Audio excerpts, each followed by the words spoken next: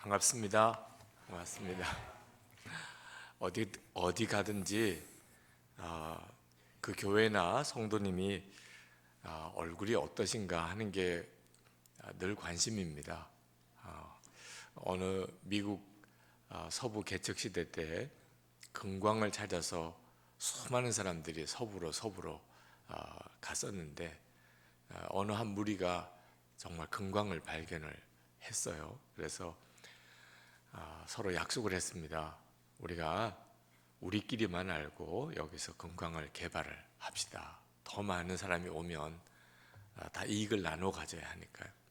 그래서 서로 약속을 하고 금광 채굴을 할 수 있는 준비를 하고 어느 날 다시 모이기로 하시고 끝까지 비밀을 지키자고 약속을 했는데, 모이기로 한 날 가보니까 사람이 너무 많이 온 거예요. 그래서 서로 마음이 굉장히 불편해졌습니다. 아니, 우리 서로 약속을 했잖아. 우리끼리만 알기로. 근데 왜 이렇게 소문을 낸 거야? 당신이 그랬어? 당신이 그랬어? 아무도 소문을 낸 사람이 없어요.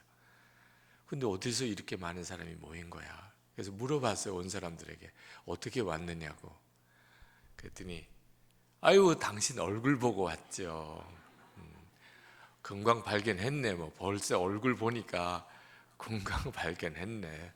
그래서 저 사람들 따라가면 뭔가 수지 맞겠다 그러고 모였다는 거죠.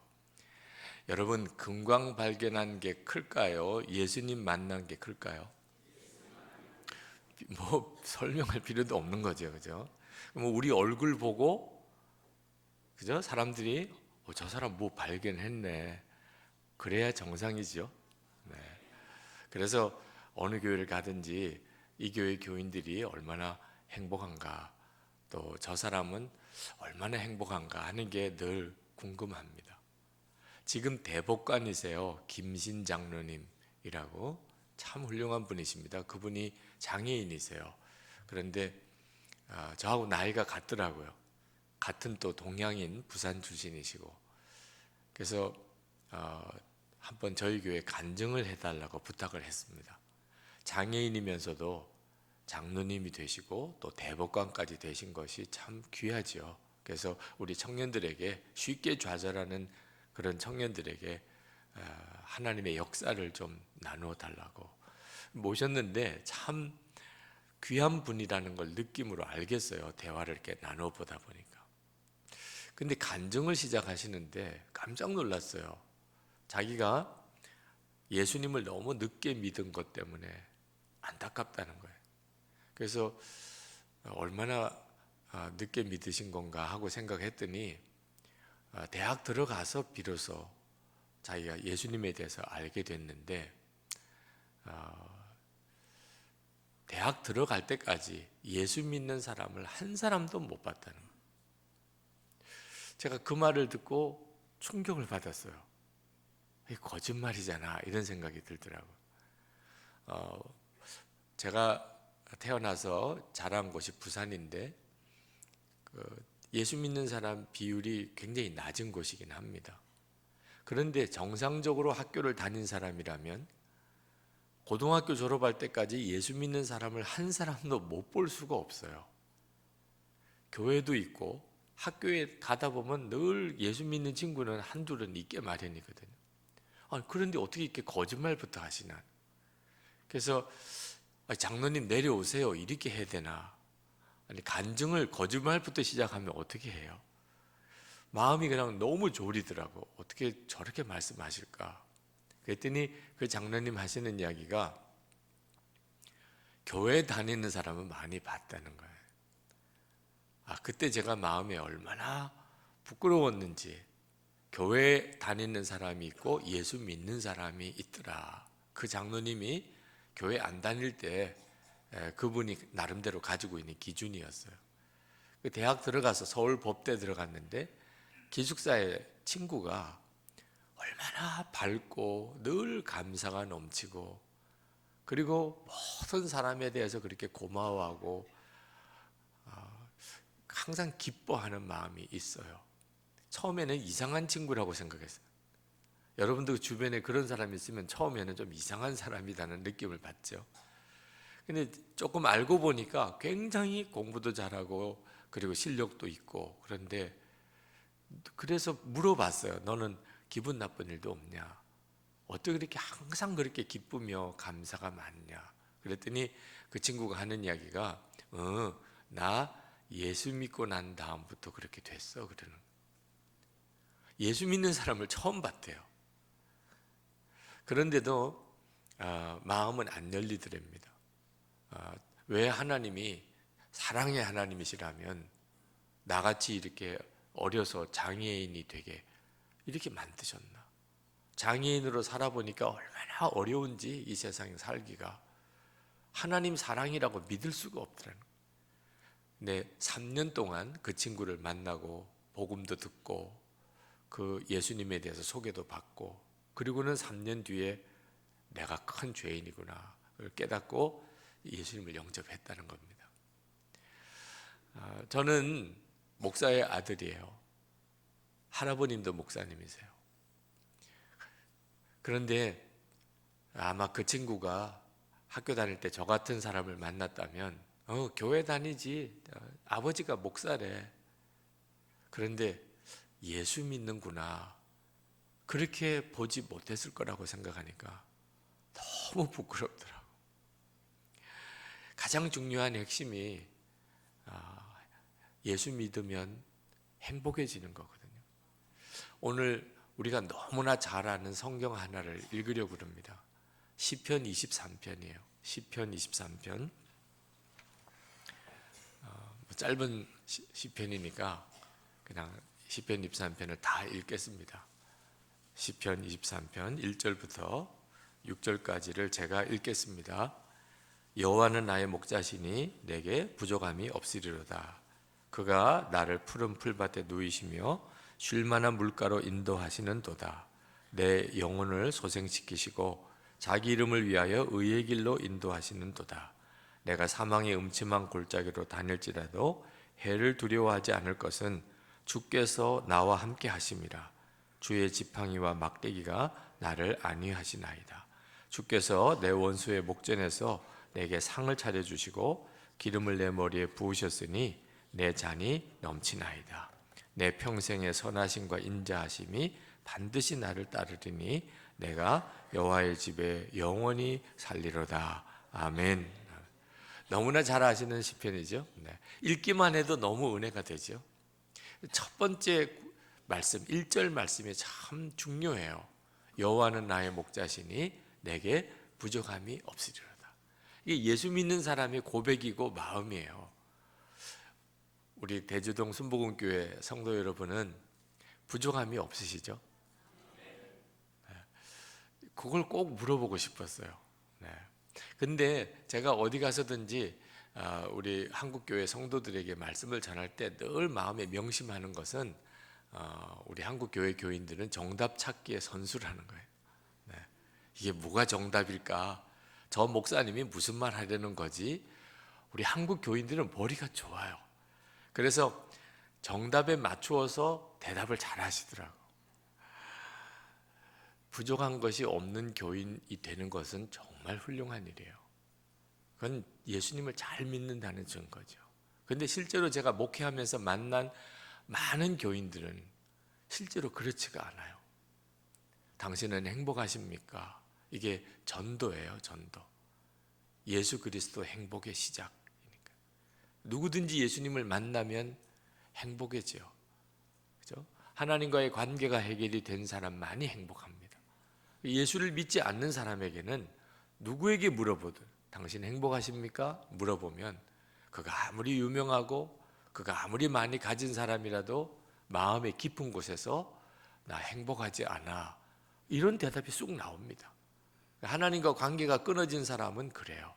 그런데 예수를 뻔히 믿는 사람들 중에도 행복하지 않다는 생각이 있어요. 어느 권사님이 성령 집회 때 기도를 받으러 나오셨는데 권사님 무슨 기도 제목을 가지고 오셨어요? 그랬더니 눈물을 쭉 흘리세요. 그러면서 하시는 이야기가 목사님 저도 행복할 날이 올까요? 그 권사님의 처지를 제가 아니까 그 권사님이 왜 그런 말을 했는지는 충분히 이해가 돼요. 그렇지만 그냥 예수 믿은 것도 아니에요. 지금 이제 권사님이 되셨어요. 전도할 때 예수 그리스도 행복의 시작입니다, 이렇게 우리가 전도를 하잖아요. 누구든지 예수 믿으면 행복해집니다. 그런데 예수 믿은 것도 오래전이고 이제는 권사가 됐는데 나도 행복할 날이 올까요라니, 이거 정말 가슴이 절렁 내려앉더라고요. 전도해야 돼요, 말아야 돼요? 아니, 예수 그리스도 행복의 시작입니다, 전도해야 돼요, 말아야 돼요? 뭐 남의 이야기 할 것도 없이 저의 이야기를 드려볼게요. 저는 아버님 목사님이시고 그리고 제가 큰아들이에요. 그래서 제가 낳자마자 저를 하나님께 바치셨대요. 첫 열매는 하나님 것이라고. 그리고 저보고 하시는 이야기가, 저 같은 경우는 그냥 목사가 되든지 무지 매 맞고 목사가 되든지 둘 중에 하나밖에 없대요. 어릴 때부터 그냥 저는 나는 목사가 돼야 돼 이렇게 생각하고 자랐어요. 근데 교회 생활이 행복하지 않더라고요. 제 어릴 때 제 교회 생활은 얼마나 힘들었는지 몰라요. 제일 힘든 게 교인들, 어른들끼리 싸우는 겁니다. 교회 안에서 교인들끼리 싸울 때는 이유가 있을까요, 없을까요? 이유 없이 싸우는 교회가 어디 있어요, 이유 없이. 근데 아이들은요, 몰라요. 무슨 이유 때문에 싸우는지 몰라요. 그냥 싸웠다는 것만 가지고 충격이에요. 제가 어릴 때 중학교, 고등학교 때까지 교회 친구들 지금 다 교회 안 나와요. 그게 너무너무 마음이 아파요. 저는 목사 아들이니까, 목사 아들은요 종신직역이에요. 교회를 떠날 수가 없어요. 그런데 제 친구들은 어른들이 싸우면 하나 둘 다 떠나가기 시작하더라고요. 전도하기 얼마나 어렵습니까? 근데 내보내기는 쉬워요. 이걸 어른들이 모르더라고요. 제가 어릴 때 제일 무서운 분이 장로님이세요. 하여튼 목사 아들로 자라면서 얼마나 마음이 힘들었는지. 근데 저희 어머님이 제가 신학교 다닐 때 돌아가셨어요. 목사의 아내가 되는 것도 얼마나 큰 짐인지 제가 어려서 보았어요. 저희 어머님이 돌아가실 때가 마흔 정도 되셨을 때인데 하나님 앞에 기도가 나오더라. 이게 행복인가요? 아니, 예수 믿으면 행복하다면 목사 집이고 3대째 목사가 되는 집안이라면 아주 막 행복에 수영하고 다녀야 되잖아요. 그런데 이게 무슨 일이에요? 도대체 하나님, 이것도 행복인가요? 이런 질문이 나와요. 예수 믿으면 진짜 행복해지는 거 맞습니까? 그때 주님이 저에게 질문하셨어요. 너무나 선명하게 제 마음속에, 너는 행복의 조건이 뭐라고 생각하냐? 행복의 조건을 뭐라고 또 생각할 게 뭐 있어요? 행복하면 행복한 거고 아니면 아니지. 그런데 그 질문이 제 마음을 쳤어요. 행복의 조건이 너는 뭐라고 생각하냐? 그래서 가만히 생각해 보았습니다. 제가 행복하다고 하는 조건이 뭔가? 어머님도 다시 살아나시면 좋겠고, 그죠? 재정적으로도 조금 넉넉하면 좋겠고, 좋은 사람들하고만 그렇게 살면 좋겠고, 그게 그때 제 마음의 행복의 조건이더라고요. 여러분들도 예수를 믿었는데 나는 행복하지 않다, 이런 생각이 있으신 분들은 행복의 조건이 내게 뭐지? 한번 생각해 보세요. 남편이 좀 제대로만 살아줘도, 이런 여자분들도 많으시더라고요. 요즘엔 또 아내 탓을 하는 남자분들도 계세요. 자녀들 문제가 행복의 조건이라고 생각하는 경우가 또 대부분이세요. 우리 아이들이 공부를 좀 더 잘하고 앞길이 잘 열리고 결혼도 잘하고 뭐 이러면 행복할 텐데, 그런 생각을 가진 분들도 있으시고, 건강이 좀 회복되면, 지금 하고 있는 이 사업이 조금 잘 되면, 집이라도 좀 하나 사놨으면, 뭐 여러 가지 이유가 있어요. 행복하지 않다면 거기에 까닭이 있는 거죠. 근데 여러분이 만약에 행복을 그런 데다가 두고 있다면 여러분은 평생 행복하지 않습니다. 이유는 거기서 행복이 오는 게 아니기 때문에, 건강 때문에, 가족이 잘해줘서, 돈이 많아서, 성공해서 행복할 것 같은데, 성공한 사람들 여러분 한번 쫙 꼽아 보세요. 그들이 진짜 행복한가? 행복이 거기서부터 오는 게 아닌데 거기다가 행복을 걸고 사니 그리 불행한 겁니다. 근데 오늘 시편 23편에 보는 다윗의 고백은 참 독특해요. 여호와는 나의 목자시니 내게 부족함이 없으리로다. 세상에 부족함이 없다고 고백할 수 있는 사람이 있을까요? 여러분 기도할 때 아까 부족함이 없습니까? 그래서 다 큰 소리로 아멘 하셨는데 오늘 기도하실 때 하나님 전 부족한 게 아무것도 없어요. 하나님 저에게는 이제 안 주셔도 돼요. 저 옆에 있는 김 집사에게 주세요. 그러실 거죠? 오늘 아무 여러분을 위한 기도 제목 없이 하나님의 나라와 민족과 교회를 위해서 오셨죠? 여전히 뭔가 부족해요. 그래도 하나님, 그래도 요거는 해결해 주셔야 돼요. 여전히 그렇습니까? 근데 다윗은 세상에 어떤 사람이길래 부족함이 없다는 거예요. 그러면 다윗이 왕으로서 진짜 모든 걸 다 가지고 살았기 때문에 그런가? 시편 23편은 그때 쓴 게 아닙니다. 다윗이 사울 왕에게 쫓겨다닐 때예요. 너무너무 비참한 시절입니다. 굴 속에서 살아야 되고 그랬던 시절에, 그래서 오늘 성경에 보면 내가 사망의 음침한 골짜기로 다닐지라도 그런 표현이 나오는 겁니다. 그리고 주께서 내 원수의 목전에서, 원수가 있어요. 그것도 왕이 원수예요. 이런 사람이 얼마나 불안하고 얼마나 부족한 게 많고 그렇겠습니까? 그런데도 다윗은 부족함이 없으리로다. 이유가 뭘까요? 뭔가 이유가 있을 거 아닙니까? 이유가 뭐냐면 주께서 나와 함께 하심이라는 것. 4절에 주께서 나와 함께 하심이라. 6절에 내 평생의 선하심과 인자하심이 반드시 나를 따르리니. 그러니까 하나님이 항상 나와 함께 하시는 것 때문에, 그거 하나 때문에 지금 비참한 처지요, 쫓겨다니는 처지요, 죽음이 눈앞에 있는 처지요, 이런 처지인데도 부족한 것이 없다고 이렇게 고백을 한 겁니다. 자, 그렇다면 다윗보다 우리는 더 부족한 것이 없어야 정상인 사람입니다. 왜냐하면 예수님께서 우리 안에 계시잖아요. 다윗은 늘 하나님과 함께 동행했지만 다윗 안에 계셨다고 말은 안 합니다. 근데 우리는 예수 믿고 난 다음에 놀라운 은혜를 받은 사람, 우리는 성령 하나님을 마음에 모시고 사는 사람, 우리 안에 와 계시잖아요. 그렇다면 다윗이 부족한 것이 없다고 한다면 우리는 더 그렇죠. 그러니까 행복의 유일한 조건은 예수님을 만나는 데 있습니다.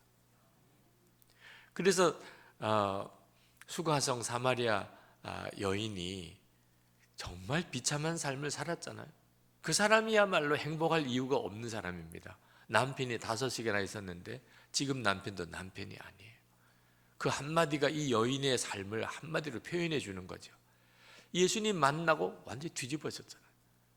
아무것도 달라진 게 없어요. 예수님 만난 것뿐이에요. 여러분, 삭개오, 돈밖에 모르던 사람, 행복하지 않은 사람의 전형이죠. 돈이 행복을 주는 줄 알았는데 가져봤는데도 행복하지 않아요. 그래서 뽕나무에 올라가서 예수님 만나고 완전히 뒤집어졌잖아요. 돈밖에 모르던 삭개오가 자기 돈 다 반씩이나 가난한 사람 나눠주고 토색한 사람 다 갚아주고,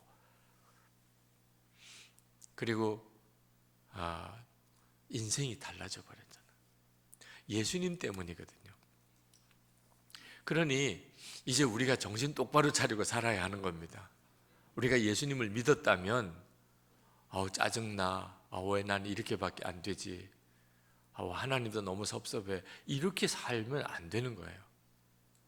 여러분, 이 교회도 참 전도를 많이 강조하는 교회일 텐데 행복한 사람이 전도하는 겁니다. 만약에 여러분이 행복하지 않다면, 예수 믿었는데 지금 직분이 권사요 장로까지 되어도 행복하지 않다면 오늘 목사님께 와서 나 전도해 주세요 이렇게 이야기해야 돼요. 예수 그리스도 행복의 시작이신데 아직도 내가 예수님을 만난 것도 아니니까요.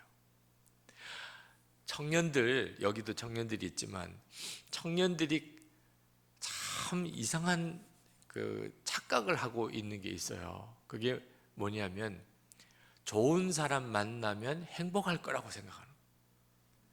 내가 지금 불행한 이유는 결혼을 못해서 그래. 결혼하면 얼마나 행복할까. 그래서 저에게 결혼에 대한 기도 제목을 가지고 오는 청년들이 많아요. 그때마다 마음이 답답해요. 여러분 이미 결혼해서 사시는 분들, 결혼하면 행복할 줄로 아는 청년들을 보면 답답하죠. 네. 진짜 헛기대를 하고 있는 겁니다. 제가 그래서 청년들에게 말해요. 너 수도원에서 평생 독신으로 살 수 있는 준비가 됐냐? 질색을 해요. 말이라도 그런 말 하지 말래요. 나는 반드시 결혼할 거래. 그래서 제가 그러면 이야기를 해요. 수도원에서 평생 혼자 살 그런 준비가 없으면 결혼하지 마라. 결혼은 수도원에서 혼자 사는 것보다 훨씬 더 힘든 일이다. 수도원에서 혼자 살면 그냥 자기 앞가름만 하면 돼요. 네. 근데 결혼하고 나면 구질구질한 배우자 문제 다 뒤집어 써야 돼요. 정말 착각하고 있다니까요. 행복은 예수님으로부터 오는 거예요. 우리 여기 계신 우리 결혼하신 부부들도 마음에 남편이 잘해주면 좋겠는데, 아내가 잘해주면 좋겠는데, 이러고서 지금까지 살아오신 분이 있다면 오늘 이 시간에 해결하세요. 남편에게 여보, 나 행복하게 해주려고 이제 생각하지 마요. 내가 당신을 자유하게 해줄 테니까 하세요. 여러분, 남편이 아내를 행복하게 해주려고 나름대로 무지 애를 써요. 그런데 행복은 남편이 주는 게 아니기 때문에 남편이 아내를 행복하게 할 수가 없어요. 아무리 잘해주려고 해도 행복은 주님으로부터 오는 것이니까.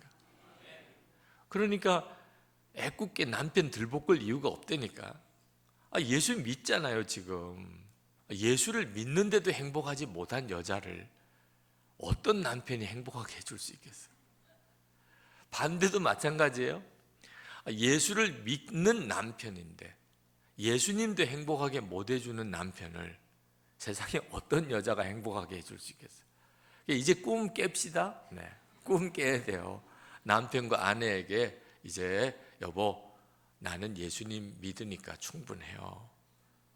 예수님이 나를 충분히 행복하게 해주세요. 그러니 이제 나를 더 이상 행복하게 해주려고 안 해도 돼요. 아멘입니까? 여전히 불안해 하시는 분들이 계신 것 같아요. 주님이 진짜 행복하게 해줄 거라고 안 믿어지니까. 자꾸 그런 마음이 드는 겁니다. 자녀들에게 행복을 기대하는 분들도 꽤 많으세요. 이 아이가 크면 나에게 잘해줄 거다. 지금은 힘들지만 이 아이들이 크면 내가 좀 편안하게 살 거다. 그래서 어릴 때부터 세뇌 교육을 시켜요. 나는 너만 믿는다. 여러분, 이거 진짜 무서운 말이에요. 어느 선교사님을 만났는데 그 선교사님이 자기 옛날 이야기를 하시면서 학교 다닐 때 자기는 완전히 깡패였다는 거예요. 그러면서 하시는 이야기가 제가 깜짝 놀랐어요. 자기가 왜 깡패가 됐는 줄 아느니, 어릴 때 아버님이 돌아가셨어요. 어머님 혼자 그 선교사님을 기르는 과부가 되신 거예요. 근데 아버님 돌아가시고 난 다음에 그 어릴 때 초등학교 이제 다니는 때 주위 사람들이 다 자기에게 말하기를 엄마가 너 믿고 산다는 거예요. 삼촌도 야, 너 공부 열심히 해. 엄마 너 믿고 살아. 깜짝 놀랐대요. 엄마가 어른인 엄마가 어린애인 자기를 믿고 산대. 근데 삼촌만 그런 게 아니고 교회 왔더니 장로님도 야 엄마가 이제 너 믿고 살아. 목사님도 붙들고 엄마가 너 큰일 났어요. 진짜 엄마가 나 믿고 산다는. 그래서 엄마한테 가서 엄마 나 믿지 마. 그 어린애로서는 얼마나 두려운지. 아니 자기가 뭘 엄마를 어떻게 책임져 줄 거예요. 그래서 엄마 나 믿지 마 그랬더니 엄마가 아니야 나 너 믿고 살아. 그때부터 이 아이가 고민에 빠진 거예요. 엄마가 나를 믿는데. 그래서 나 믿지 말라고 그래도 나를 믿는다 그러니까 어떻게 하면 나 안 믿을 수 있을까? 그래서 그때부터 이제 막 공부도 안 하고 막 깡패들하고 어울려서 돌아다니는 거예요. 그러면 엄마가 나 안 믿을까 봐 엄마 제발 나 믿지 마. 그랬다간 큰일 나. 그래서 깡패가 됐다는 거예요. 여러분도 말 조심해야 돼요. 아이들에게 엄마 아빠 너 믿어. 아니 예수님 믿는 사람이 아니 우리 엄마 아빠가 예수님 믿는 줄 알았는데 나 믿네. 그런 순간에 아이들은요 도망갈 생각부터 하는 거예요. 어떻게 책임져요 우리 엄마 아빠를. 그러니까 빨리 도망가야 되겠다. 그래서 그냥 어떻든지 바깥으로 돌아다니는 거예요. 근데 엄마 아빠 걱정하지 마. 주님이 나를 책임져 주셔. 걱정하지 마. 너희들이나 예수 믿고 잘 살아. 그러면요 돌아요 내 주변을. 행복한 사람 옆에 사람이 모이게 돼 있어요. 행복한 사람들. 예수님으로 인하여 내가 충분히 행복하고 그 행복을 내 주변 사람에게 흘려보내주는 거예요. 어느 사모님 한 분이 간증을 하셨어요. 남편을 하늘이라고 말하고 아내를 땅이라고 말할 때 우리 남편은 비 한 방울 내리지 못하는 원망스러운 하늘이었고 땅은 메마르고 갈라지고 있는데도 그 사정을 모르는 무심한 하늘이었습니다. 그러나 저는 비 한 방울 내리지 않는 하늘을 원망하지 않았습니다. 왜냐하면 새로운 하늘로부터 내리는 은혜의 단비를 받았기 때문입니다. 그처럼 새 하늘로부터 단비를 받았기에 저의 심령은 사막이 되지 않았고 젖과 꿀이 흐르는 새로운 땅이 되어 이제까지 살아왔습니다. 그 큰 교회 목사님 목회를 이 사모님이 어떻게 뒷바라지를 했었나 그 비밀을 알겠더라고요. 그 목사님은 표현이 거의 없으세요. 경상도 전라도 우리 남편을 두신 분들 아마 그 느낌 아실 겁니다. 무뚝뚝하시고 다정다감한 것은 찾아보기가 어렵고 굉장히 깐깐하신 분. 근데 이 사모님이 그래도 행복하세요. 비밀은요 남편 목사님은 그렇지만 주님으로부터 오는 놀라운 행복이 있었기 때문에 그 남편 옆에서 내조하면서 그렇게 목회를 잘 하셨더라고요. 18세기에 스코틀랜드에 제임스 프레이저 목사님이라고 계신데 이 목사님이 사모님이 악처로 소문난 분이에요. 아주 대단히 성격이 괴팍하신 분. 근데 어느 날 이 목사님들하고 차를 마시는 시간에 이 프레이저 목사님이 사모님 자랑을 하시는 거예요. 다른 목사님들이 다 기절하는 줄 알았어요. 아니 목사님이 무슨 사모님 자랑을 하십니까? 그랬더니 그 프레이저 목사님이 이렇게 대답을 했어요. 제 아내는 여러분들의 아내들보다 나에게 훨씬 잘합니다. 제 아내는 제가 하루에 7번씩 기도하지 않으면 안 되게 만들거든요. 그것은 아무 아내나 하는 일이 아니잖아요. 근데 이게 아내를 빈정거리듯이 하는 이야기가 아니고 진심이에요. 너무 고맙다는 거예요. 아내가 항상 나로 기도하게 만들어 준다는 거죠. 어떻게 이게 가능하지요? 예수님으로 인하여 행복하시니까. 그러니까 내가 누리는 행복을 좀 성격이 괴팍한 아내를 향하여 흘려보내는 거예요. 내가 누리는 이 행복을. 이게 가정의 행복의 비밀이에요. 주님으로부터 내가 말할 수 없는 은혜를 누리고 그걸 남편에게, 아내에게, 자녀에게, 부모에게 흘려보내주는 거예요. 행복하려고 결혼하면 반드시 다 실패해요. 행복하기 바라보면서 자녀 기르면 반드시 끝이 안 좋아요. 행복은 자녀가 주는 것도 아니고 배우자가 주는 것도 아니에요. 우리 고등부 학생 하나가 전도사님과 상담을 하는데 펑펑 울기만 하더래요. 달래서 겨우 속에 있는 말을 하게 했더니 엄마가 바람을 핀다는 거예요. 요즘에는요, 자식 속 썩이는 부모도 많아요. 참 기가 막혀. 너무너무 마음이 막 상하고 그걸 아버지에게 말하겠어요? 엄마에게 말하려니 너무너무 두렵다는 거예요. 엄마 그러지 마. 이 말을 못 하겠다는 거예요. 그러니까 알아도 모른 채 하고 지나는데 이 아이의 마음은 다 무너진 거예요. 여러분, 교회 집사님인데 왜 바람 펴요? 행복하자는 거 아니겠어요? 행복하지 않으니까 나도 좀 행복하게 살아보자는 거 아니겠어요? 예수를 믿고도 교회 집사까지 됐는데도 행복하지 않으면 이렇게 되는 거예요. 무서워요. 예수를 믿고도 행복하지 않다는 게 무서운 일이에요. 내가 예수님을 진짜 믿는 건가? 그러면 환경, 여건, 사람 상관없어요. 주님으로부터 행복해요. 다윗의 고백이 그대로예요. 여호와는 나의 목자시니 내게 부족함이 없으리라. 여기서 내가 주위에 있는 모든 사람을 행복하게 해주는 거라고. 그 주님을 만나자는 거예요. 예수님의 사람 제자훈련 교재를 만든 것도 그 까닭이에요. 예수님과 동행하는 일기, 영성 일기를 쓰자고 하는 것도 그 까닭이에요. 제가 목회하면서 왜 성도들이 예수를 믿고도 행복하지 않은가? 실제로 예수님을 만나지 못했어요. 살아계신 주님을 실제로 만나고 동행하는 게 아니에요. 그러니까 이런 기가 막힌 일이 벌어지는 거예요. 예수 믿고도 불행한, 행복하지 않은 분들이 생기는 거예요. 어느 목사님 한 분이 저희 교회 부목사가 되시겠다고 오셨더라고요. 지금 담임 목회를 하시는, 연세도 꽤 있으신 분이에요. 아니 목사님 어떻게 지금 부목사가 되겠다시는 겁니까? 그랬더니 그 목사님 하시는 이야기가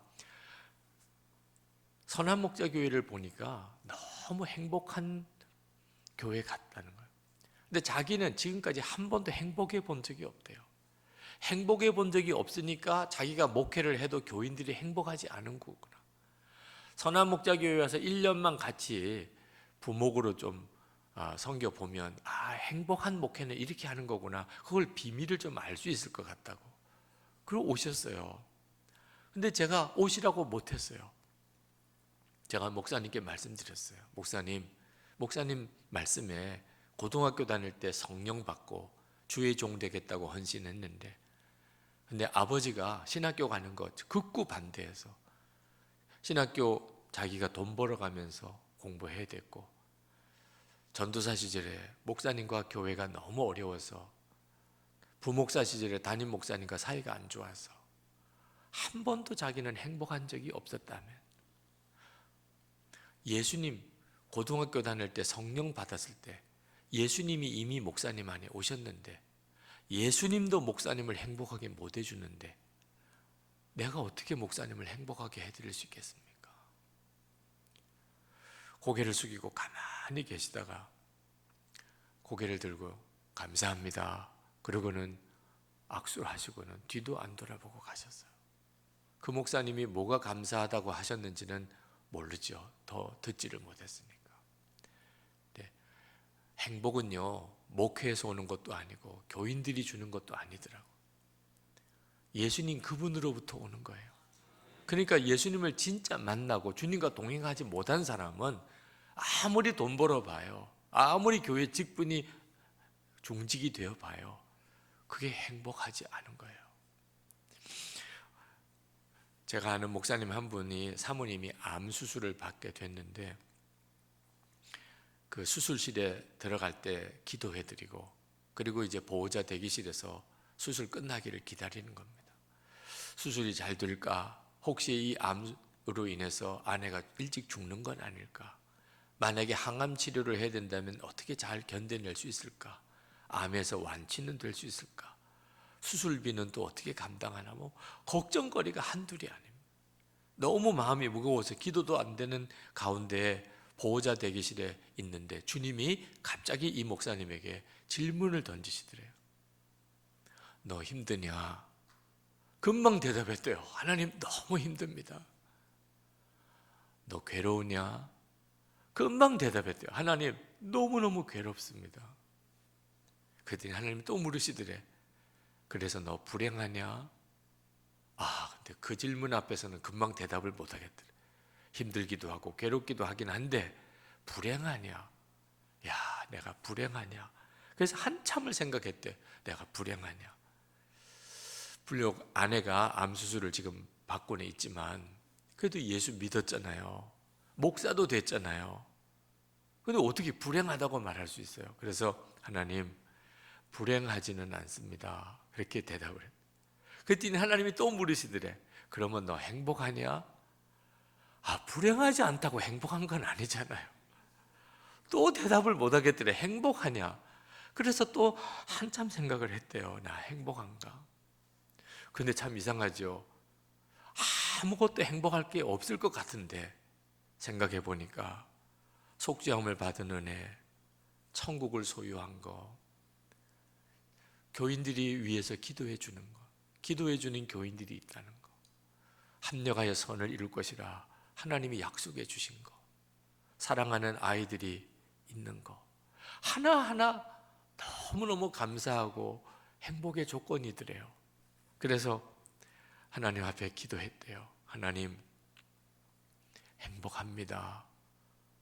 그때 막 눈물이 어떻게 흐르는지, 그러고는 행복합니다라는 고백 하나 하고는 그렇게 보호자 대기실에서 우셨다는 거예요. 혼자서 부흥회를 하신 거죠. 근데 참 놀랍죠. 갑자기 염려, 걱정, 근심 다 사라져 버렸다는 걸 느꼈대요. 어떻게 이렇게 바뀌나? 그 한 30분 정도 시간에 사람이 완전히 달라졌어요. 아내 사모님이 암 수술 받고 있는데 목사님 마음에는 너무 행복합니다, 주님. 야, 그렇구나. 우리가 예수님을, 진짜 살아계신 주님을 만나야 하고 그 주님과 동행해야 되는 이유예요. 제 후배 목사님 한 분이 셋째 아이를 낳았는데 다운 증후군인 아이가 태어났습니다. 이 목사님이 얼마나 마음이 상하는지, 지금처럼 이렇게 새벽기도 인도하고 그리고 이제 다 각자 개인 기도하는 시간에 목사님이 기도하다가 막 하나님 앞에 원망이 터졌어요. 하나님, 어떻게 목회하라는 거예요 도대체? 목회 힘든 거 하나님이 더 잘하시잖아요. 근데 이런 아이를 주시면 이 아이 때문에 시간 뺏기고 재정 들어가야 되고, 목사가 어떻게 이거 감당합니까? 아니, 목회를 맡겨주셨으면 좀 목회할 수 있도록 도와주셔야지, 막 이러면서 막 하나님 앞에 원망의 기도를 드리는데 하나님이 그 목사님에게 물으시더래. 이놈아, 너 나 하나면 충분하다고 했잖아. 그랬어, 안 그랬어? 생각해 보니까 그동안에 자기가 알지도 못하고 그런 말을 했더래요. 난 예수님 한 분이면 충분합니다. 설교도 그렇게 했고. 그런데 너 나 하나면 충분한 거 아니네. 너는 아이들도 다 건강해야 되고 목회도 잘 돼야 되고 교인도 대접을 잘 해줘야 되고, 너 그래야 너 행복한 자구나. 그래서 목사님이 그냥 또 꼬꾸라졌어요. 자기의 실상을 본 거죠. 하나님, 제가 스스로 알지도 못하는 말을 그동안 했었습니다. 내 믿음이 셋째 아이가 이렇게 되고 나니까 완전히 바닥이 드러났습니다. 제가 어떻게 하나님 앞에 이렇게 원망의 말을 하게 될 줄 상상도 못했습니다. 하나님, 용서해 주십시오. 그러면서 펑펑 울며 회개 기도를 드린다는 거예요. 근데 마음에 확 깨달아지는 것이, 하나님이 우리 부부를 택하셨구나. 이 아이를 어느 가정에 보낼까? 누구에게 보낼까? 하나님이 찾다가 너희들 같으면 잘 기르겠다. 우리 부부의 믿음을 하나님이 이렇게 귀하게 여기셨구나. 그래서 우리에게 맡겨주신 선물이구나. 그래서 그 다음엔 또 감사가 터졌어요. 하나님 감사합니다. 우리에게 이 셋째 아이를 주신 걸 감사. 그리고 이제 집에 들어가셨는데 새벽기도 나올 때만 해도 그 아이를 보고는 마음이 그냥 걱정투성이었어요. 근데 새벽기도 끝나고 들어가서 그 아이를 보니까 얼마나 사랑스럽고 감사한지. 그래서 그 아이를 부둥켜 안고 하나님께 첫 번째 감사 기도를 드렸다. 하나님, 이 아이를 우리에게 주신 것을 감사합니다. 그 아이 영혼이 얼마나 기뻤을까요? 뭐 한마디 못 알아듣는 갓난아기지만 목사인 아버지의 품에 안겨서 자기로 인해서 하나님께 감사를 드릴 때 그 아이가 얼마나 복이 있겠어요. 그 사모님은 더 어려웠어요. 그 사모님의 소원은요, 한 번 큰 소리로 울어보는 거예요. 셋째 아이가 그렇다는 것을 알고는 완전히 사모님의 마음이 무너졌는데 더 힘든 건 울지도 못하는 겁니다. 교회 가서 울면 교인들이 뭐라고 그러겠어요? 아니, 저 사모님 왜 저렇게 울어? 셋째 아이가 다운 증후군 아이라서 그런가 봐. 우리 집에 신방 왔을 때는 하나님의 뜻이 있을 거라고 그래 놓고 자기가 그러니까 저렇게 우네. 그럴까 봐. 교회 와서 울지도 못해. 집에서도 못 울어요. 큰아이 둘이 엄마가 왜 저렇게 울지? 셋째 동생 때문인가 봐. 그 아이는 그러면 엄마의 근심이구나. 큰아이들이 그렇게 생각할까 봐. 집에서도 못 울어요. 하나님, 한 번 좀 큰 소리로 울기라도 해줘요. 그러고 있는데 눈앞에 환상같이 쫙 펼쳐지는 게 있더래요. 큰딸이 크리스마스 선물을 받아들고 자기 마음이 안 든다고 그걸 벽에다가 내 동댕이 치고 그냥 발버둥 치면서 자기가 원하는 거 사내라고 막 떼쓰던 그때 장면이 생생히 보이는 거예요. 이게 왜 내게 보일까? 내가 꼭 하나님 앞에 저러고 있는 거구나. 하나님이 나에게 선물로 주신 건데 내 마음에 안 드는 거라고 내가 이렇게 투정을 부리고 있는 거구나. 그걸 깨달으셨다는 거예요. 그러고 보니까 그 아이가 선물이더래요. 그 사모님이 저희 교회 신대원 졸업하고 교회 학교 여전도사님이셨어요. 굉장히 똑똑한 분입니다. 근데 똑똑하신 분이 인간적인 다정다감함은 조금 부족하세요. 근데 이제 남편 목사님과 결혼을 하게 됐는데 이제 사모가 돼야 되잖아요. 그래서 기도하기를 하나님 저에게 사랑의 은사를 주세요. 사모가 되어서 성도들을 섬기려면 사랑의 은사가 필요합니다. 당신이 그게 부족하다고 느끼니까. 그런데 하나님이 이 아이를 딱 맞게 주신 거예요.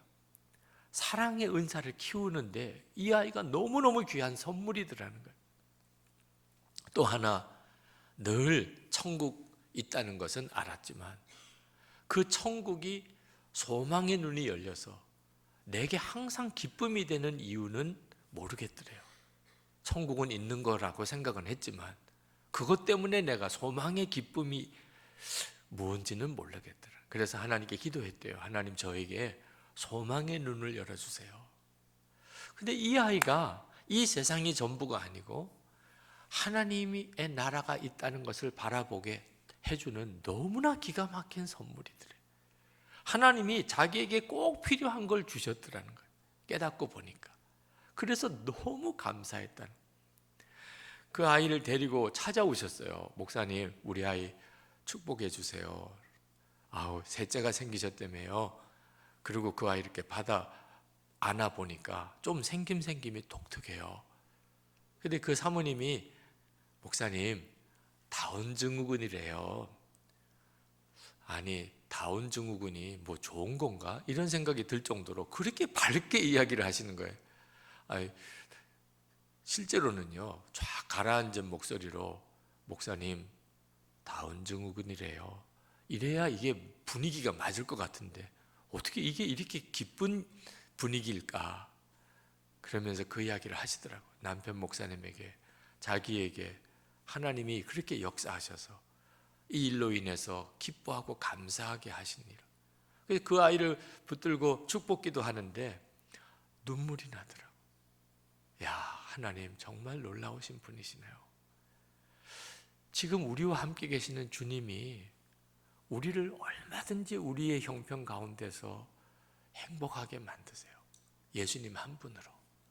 그리고 내 주변에 있는 모든 사람들을 행복하게 만드는 존재가 되게 하시는 거예요. 이게 다윗의 간증이고 예수 믿는 우리 모두가 누리는 축복입니다. 오늘 새벽에 우리 분명하게 붙잡고 기도하실 것은, 주님, 제가 헛된 것에서 행복을 구하지 않고 주님으로 행복하기를 원합니다. 제게도 그 눈을 열어주세요. 예수님 한 분이면 정말 충분한 그 믿음, 그 믿음으로 내가 행복하고, 그래서 남편도 아내도 붙들어주고 자녀들에게도 부모님에게도 복의 통로가 되게 해주세요. 성도들에게 오늘 하루 살아가는 내 삶 속에 주님과 온전히 동행하는 그 행복을 누리게 해 주옵소서. 우리 아까 왕이신 나의 하나님 찬양을 하셨는데, 그 찬양하시고 우리 주여 3번 부르짖고 통성으로 기도하시고 자유롭게 마치겠습니다. 정말 왕이신 하나님이십니다.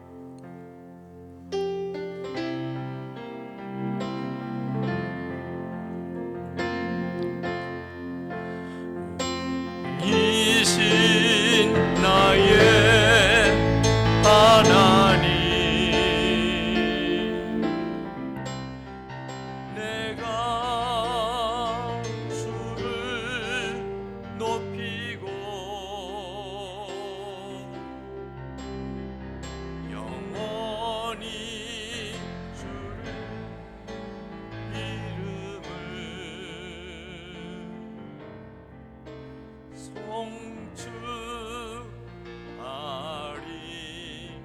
송축하리이다.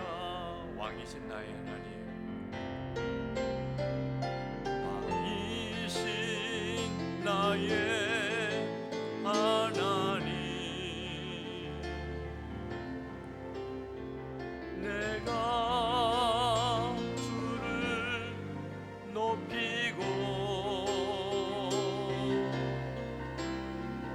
영원히 주의 이름을